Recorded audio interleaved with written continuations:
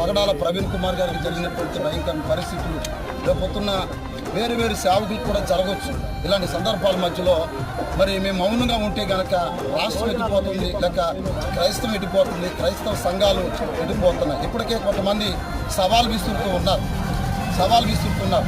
మా ధర్మం, మా సనాతన ధర్మాన్ని మేము పెంచుకుంటున్నాం.